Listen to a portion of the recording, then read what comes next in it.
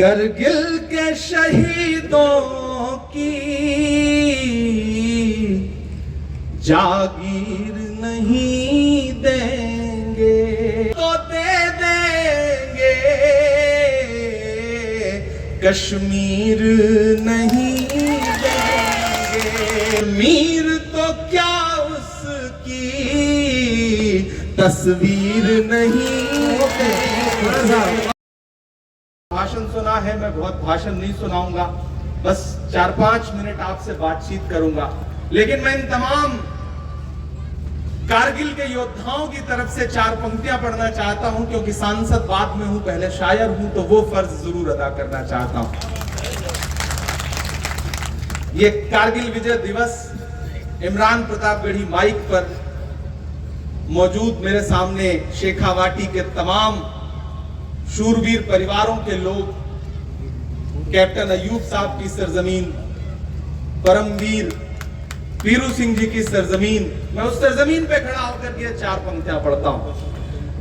करगिल के शहीदों की जागीर नहीं देंगे, करगिल के शहीदों की जागीर नहीं देंगे। हम जान तो दे देंगे, कश्मीर नहीं देंगे। हम जान तो दे देंगे, कश्मीर नहीं देंगे, नहीं देंगे। तालियां। के भारत के तिरंगे की सौगंध है हम उनको, कश्मीर तो क्या उसकी तस्वीर नहीं देंगे। कश्मीर तो क्या उसकी तस्वीर नहीं देंगे। एमडी चोपदार साहब, आपको बहुत बधाई। मैं ये बुकलेट पढ़ रहा था और इसमें 900 से ज्यादा नाम पढ़ करके मैं ये सोच रहा था कि मैं जिस जिले में पैदा हुआ हूं, जिले का नाम है प्रतापगढ़, उसमें प्रताप जुड़ा हुआ है। लेकिन आज मुझे लग रहा है कि काश मैं झुंझुनू में पैदा हुआ होता, इन शूरवीरों की इस सरजमीन पे क्यों नहीं पैदा हुआ। मेरा जनपद, मेरी मिट्टी, मेरा जिला मुझे बहुत प्रिय है, प्यारा है। लेकिन जो परंपरा शहादत की और वीर गाथाओं की इस मिट्टी से जुड़ी हुई है, वो अपने आप में बहुत अनूठी है। एमडी चोपदार साहब ने जो कोशिश की है, मुझे लगता है कि यहाँ मौजूद एक एक इंसान को उनके लिए हाथ उठा करके ताली बजानी चाहिए, उनकी शानदार कोशिश के लिए। और वो भी माइक पर बात करते करते भावुक से हुए कि बसें रोकी जा रही हैं। चोपदार साहब, जब भी कुछ अच्छा काम करिएगा तो ये सब झेलना पड़ेगा, पड़ता ही। एक जुगनू था, वो बहुत चमकता था। एक दिन एक सांप उसके पीछे पड़ गया, जुगनू भागता रहा, सांप पीछे पड़ा रहा। थक हार के जुगनू को लगा कि इससे बात करनी चाहिए, तो वो पलट के रुक गया और उसने सांप से कहा कि भाई, मेरी तेरी कोई दुश्मनी? सांप ने कहा नहीं। बोला, जो तुम्हारी फूड प्रोसेसिंग वाली चेन है, यानी कि जो खाद्य पदार्थ तुम खाते हो, क्या मुझे खाना चाहते हो? उसमें आता हूं मैं। तो सांप ने कहा नहीं। तो बोला, भाई, जब मुझसे कोई दुश्मनी नहीं है, मुझे खाना भी नहीं चाहते, तो फिर मेरे पीछे क्यों पड़े हो? तो सांप ने कहा, तुम चमकते बहुत हो, इसलिए तकलीफ है। तो ये दुनिया का दस्तूर है।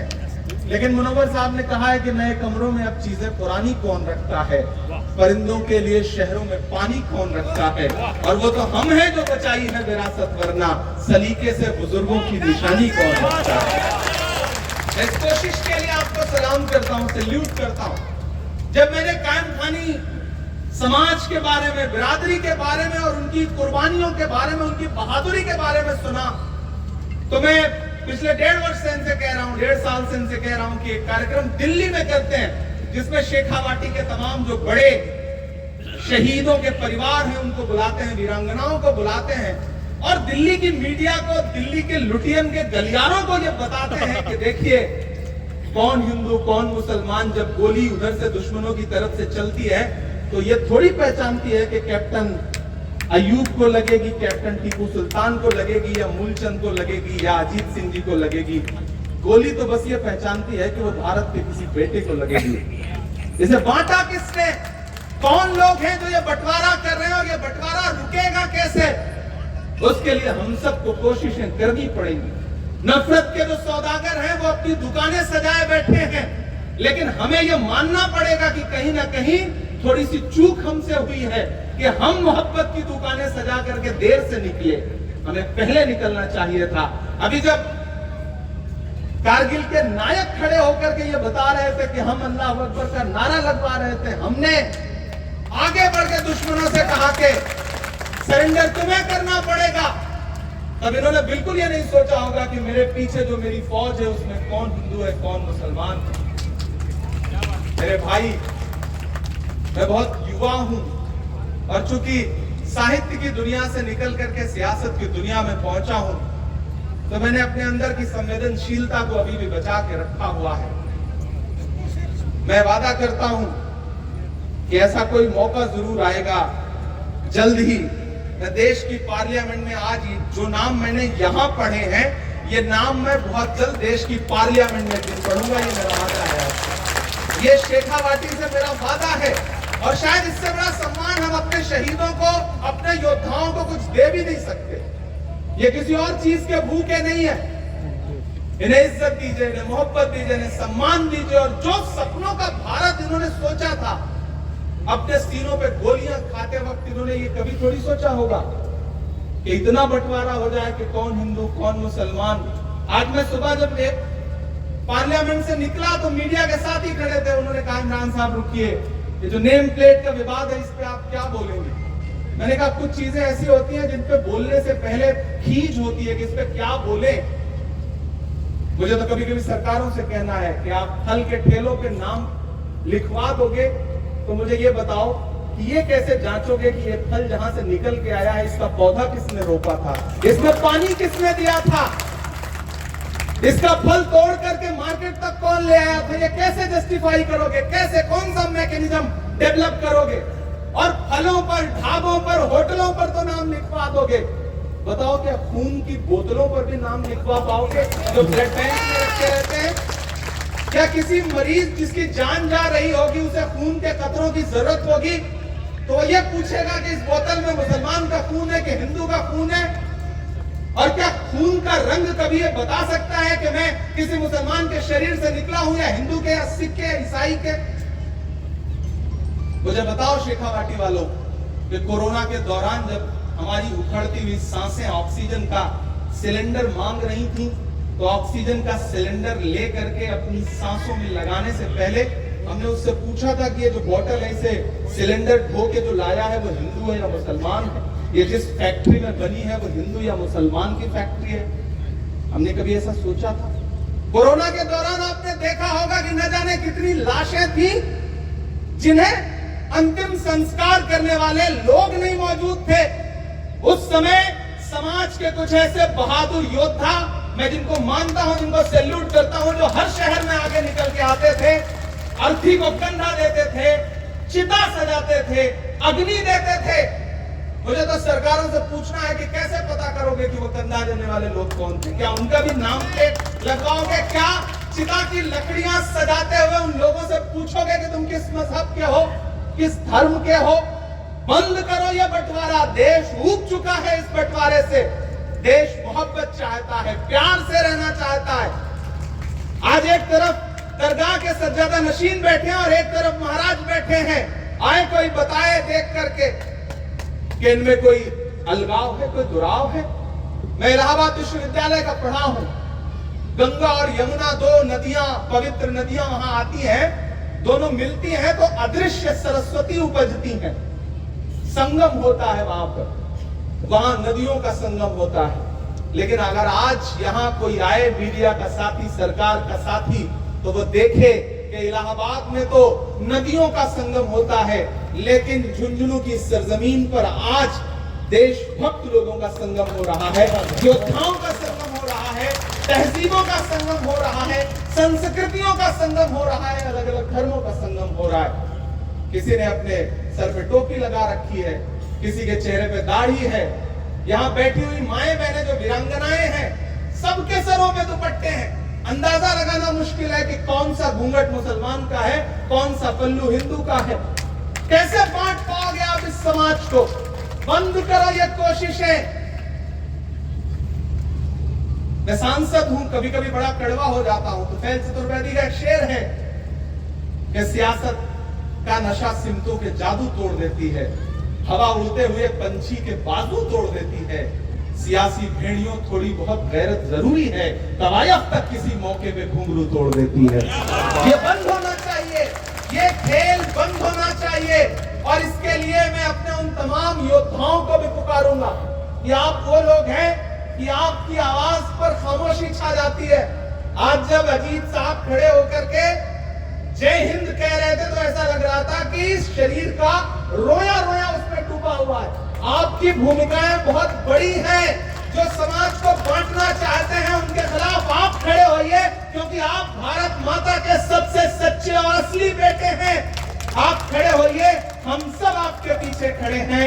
समाज को बचाना हमारी जिम्मेदारी है, वरना आने वाली नस्लें हमसे आपसे सवाल करेंगी कि जब कुछ लोग बंटवारा कर रहे थे तो तब तुम क्या कर रहे थे। तो हमें यह ना कहना पड़े कि हम अपने घर में सुकून से बैठे थे। नहीं, हम सड़कों पर खड़े थे, हम नफरत के खिलाफ लड़ाई लड़ रहे थे। शेखावाटी वालों, समय बहुत कम है। मुझे भी यहाँ से दिल्ली लैंड करके फिर पार्लियामेंट जाना है, क्योंकि बजट का सेशन चलता रहेगा तो उसमें पार्टिसिपेट भी करना है। इसलिए बहुत देर आपसे संवाद नहीं कर पाऊंगा, लेकिन आखिर में आपसे इतना कहना चाहता हूं कि चौकीदार साहब का काम बहुत अच्छा है, मेहनत कर रहे हैं। राजस्थान मदरसा बोर्ड के चेयरमैन बनने के बाद उन्होंने बहुत शानदार काम किया। यहाँ हमारे अल्पसंख्यक विभाग के आबिद काजी साहब बैठे हैं, हमारे तमाम और भी साथी बैठे हैं। सबका नाम जाहिर सी बात है कि नहीं ले सकता, ले नहीं पाऊंगा। आखिर में मेरा मन कर रहा है मैं जाते जाते अपनी एक नज्म सुना करके आपसे विदा लूंगा, ताकि आप जो गर्मी में पसीने में डूबे हुए यहाँ बैठे हैं और हमें सोचता है शेर कि नया पाने की चाहत में पुराना छूट जाता है, नया पाने की चाहत में पुराना छूट जाता है। एक सुनाऊंगा भाई, दो सुनानी पड़ेगी भाई, प्लीज। नया पाने की चाहत में पुराना छूट जाता है, तुझे अपनाऊं तो मुझसे जमाना रूठ जाता है। मोहब्बत पढ़ने लिखने में बहुत आसान है, लेकिन मोहब्बत को निभाने में पसीना छूट जाता है। मैं निभाता हूँ, आप भी निभाएं। मैं करगिल विजय दिवस के मौके पर यहाँ खड़ा हूँ और एक नज्म पढ़ता हूँ जिसे मैंने पूरे हिंदुस्तान में बड़ी मोहब्बतों के साथ गुनगुनाया है। मेरा मन कर रहा है कि मैं शेखावाटी की धरती पर भी गुनगुनाऊं, झुंझुनू में भी गुनगुनाऊं कि मेरा मस्कन मेरी जन्नत को सलामत रखना। ये सिर्फ इमरान नहीं बोल रहा है, यहाँ बैठा हुआ मुझे लगता है हर वो योद्धा जिसने अपने इस मुल्क को बचाने के लिए पसीने का एक कतरा भी कुर्बान किया है, खून का एक कतरा भी कुर्बान किया है, वो किसी भी मजहब का हो, शायद उसके भी दिल की यही आवाज है कि मेरा मस्कन मेरी जन्नत को सलामत रखना। मेरे मौला मेरे भारत को सलामत रखना। मेरा मस्कन मेरी जन्नत को सलामत रखना। मेरे मौला मेरे भारत को सलामत रखना। इधर जो लोग बैठे हैं सारे लोग शामिल होंगे। मैं पहला बंद पढ़ता हूं इस नज्म का कि इसकी मिट्टी पे हर एक रीत निछावर कर दूं, अपनी धड़कन के सभी गीत निछावर कर दूं। इसकी मिट्टी पे हर एक रीत निछावर कर दूं, अपनी धड़कन के सभी गीत निछावर कर दूं। गंगा जमुना तेरी लहरों की मुकद्दस धुन पर सारी दुनिया का मैं संगीत निछावर कर दूं।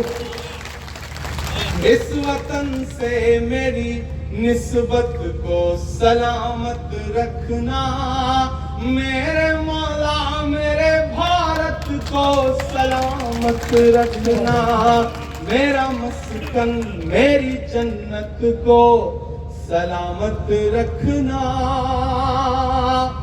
आप बस ये सोचे कि माइक पर इमरान खड़ा है। इमरान एक 35-36 साल का नौजवान जब इन तमाम नफरतों को देखता है तो उसे एक लम्हे के लिए ये कहना पड़ता है, ये पंक्तियां पढ़नी पड़ती हैं कि सोचता हूं तो मेरी आंख छलक जाती है, मुल्क से रूह का रिश्ता बड़ा जज्बाती है। और अगली जो 2 पंक्तियां हैं शेखावाटी वालों, उसे पहुंचाना दिल्ली तक, तमाम जो नफरत के पैरोकार हैं उनके पास तक पहुंचाना इन पंक्तियों को। इमरान पढ़ रहा है, जब भी ये कह दिया जाता है कि आप धर्म या मुल्क, इसमें से आप किसे ज्यादा प्यार करते हैं, अक्सर ये सवाल खड़ा होता है। इमरान ये मिसरे पढ़ रहा है कि सोचता हूं तो मेरी आंख छलक जाती है, मुल्क से रूह का रिश्ता बड़ा जज्बाती है, मेरे आका ने मदीने में कहा था ये कभी कि हिंद की सिमत से एक ठंडी हवा। जिंदाबाद भाई, जिंदाबाद। एक बार जोरदार तालियां दोस्तों, एक बार जोरदार तालियां। अजीम मुशान शख्सियत, जिंदाबाद भाई, जिंदाबाद जिंदाबाद। सोचता हूं तो मेरी आंख छलक जाती है, मुल्क से रूह का रिश्ता बड़ा जज्बाती है, मेरे आका ने मदीने में कहा था ये कभी कि हिंद की सिमत से एक ठंडी हवा आती है, मेरे ईमान की अकीदत को सलामत रखना, मेरे मौला मेरे भारत को सलामत रखना, मेरा मस्कन मेरी जन्नत को सलामत रखना, मेरे मौला मेरे भारत को सलामत रखना। ये 45-10-55 नाम है मेरे हाथ में जो कारगिल योद्धाओं के हैं। इसमें तमाम नाम ऐसे हैं जो नाम से पढ़ने पर पता चलेगा कि वो मुसलमान है। मुझे लगता है कि मुझे ये मिसरे पढ़ने चाहिए, आखिरी पंक्तियां, और ये हाथ में लेकर के पढ़ना चाहिए कि तूने नफरत का जो बाजार सजाया हुआ है, तू ये कहता है मुसलमान पराया हुआ है। अब तैयार रहना, यहां से वहां तक कोई भी हाथ खामोश नहीं रहना चाहिए। अगली जो 2 पंक्तियां हैं उस पर कि तूने नफरत का जो बाजार सजाया हुआ है, तू ये कहता है मुसलमान पराया हुआ है, आजा दिल चीर के दिखलाऊं वतन का नक्शा। चौथी पंक्ति संभालना, चौथी पंक्ति में तैयार रहिएगा। तूने नफरत का जो बाजार सजाया हुआ है, तू ये कहता है मुसलमान पराया हुआ है, आजा दिल चीर के दिखलाऊं वतन का नक्शा, मेरा भारत मेरी सांसों में समाया। जिंदाबाद जिंदाबाद भाई, बहुत खूब। क्या ही मिश्रा, एक बार स्टैंडिंग ओडिशन बनता है भाई के लिए। सारे के सारे लोग खड़े होकर प्लीज, मजमा जितना भी खड़ के जाए, मैं चाहूंगा कि पूरे लोग खड़े होकर को कैमरे में सजाए। भारत माता की, भारत माता की। बहुत शुक्रिया। आजा दिल चीर के दिखलाऊं वतन का नक्शा, मेरा मेरा भारत मेरी सांसों में समाया हुआ है। ऐसी पाकीज़ा मोहब्बत को सलामत रखना मेरे मौला, मेरे भारत को सलामत रखना।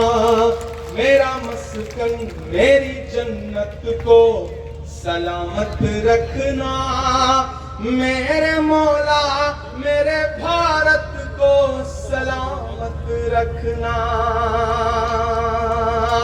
और जाते जाते बस इतना कह के विदा लूंगा आपसे कि चाक है जिगर फिर भी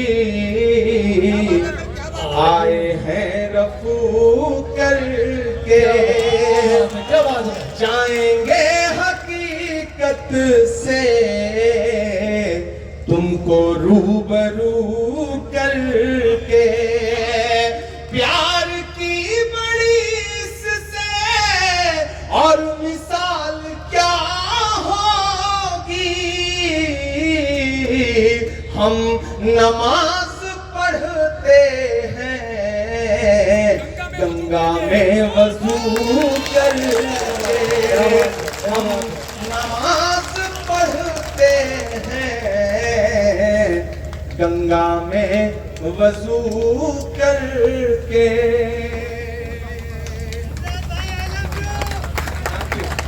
बहुत शुक्रिया साथियों, आप सबको आज के इस कार्यक्रम में शिरकत करने के लिए, भाग लेने के लिए सबसे पहले तो आपका धन्यवाद अदा करता हूं। और चौकीदार साहब से और तमाम यहाँ जो योद्धा बैठे हैं, अपने बड़ों से एक चीज कहना चाहता हूं कि मेरा बड़ा मन है कि ये जो शेखावाटी की जमीन है, एक आध दिन में यहाँ दिल्ली से तमाम मीडिया के साथियों को लेके आऊंगा और मैं चाहता हूं कि उन परिवारों के घर तक चलें लोग, उस मिट्टी को देखें, उसे महसूस करें, उनकी कहानियां देश को बताएं। और मैं जल्दी ही एक बड़े पैमाने का कार्यक्रम दिल्ली में यहाँ के तमाम योद्धाओं को बुला के आयोजित करूंगा। उसमें से अभी से आप सबको आमंत्रण देता हूं और मैं चाहूंगा कि उसमें आप सब आए। मेरा वादा है कि मैं उसमें देश के तमाम बड़े राजनीतिक, सामाजिक, साहित्यिक लोगों को बुलाऊंगा ताकि शेखावाटी की कहानियां देश के कोने कोने में जाएं। आज से इमरान प्रतापगढ़ी आपकी कहानियों का ब्रांड एम्बेसडर है, उसे देश के कोने कोने में लेके जाएगा, ये मेरा आपसे वादा है। बहुत शुक्रिया। विमोचन एक बार जोरदार हाथ उठा के तालियां। देश का बहुत बड़ा किरदार आपके बीच में आया है।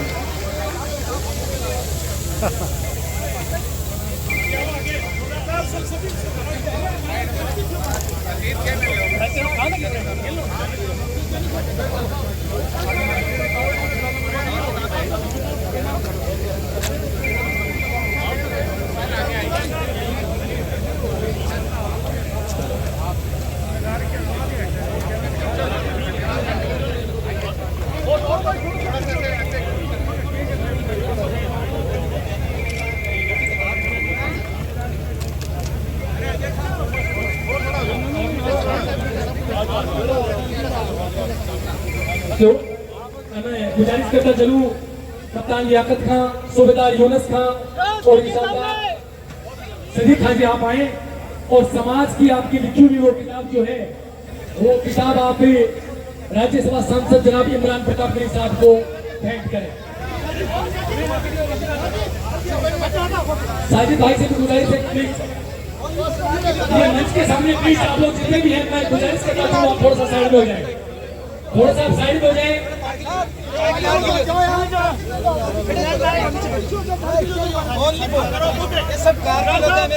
थोड़ा सा आगे प्लीज।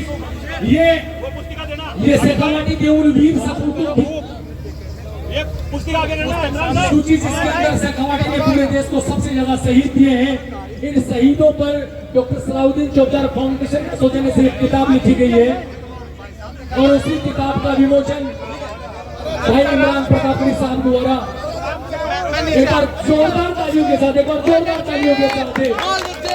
और मैं गुजारिश करता चलूं सूबेदार यूनुस खां, कप्तान लियाकत खां, सदीक खान, और मैं प्लीज आप अपनी जगह पर जो सुरक्षा व्यवस्था देख रहे हैं,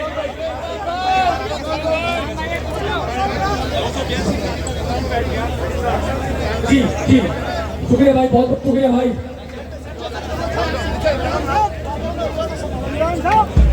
आप लोग प्लीज थोड़ा सा व्यवस्था, क्योंकि अभी भाई को निकलना है राज्यसभा में भी।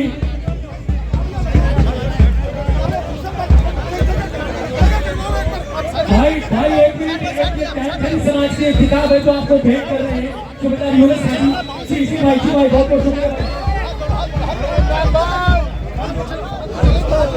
हमारे छोटे से अब तमाम का बहुत शुक्रिया, और सभी लोगों से गुजारिश करना शुरू की जो किताब जो साउदी जोरदार फाउंडेशन के सौजन्य में लिखी गई है, वो किताब मिलती जाएगी, आप लेके जाएं और तमाम लोगों से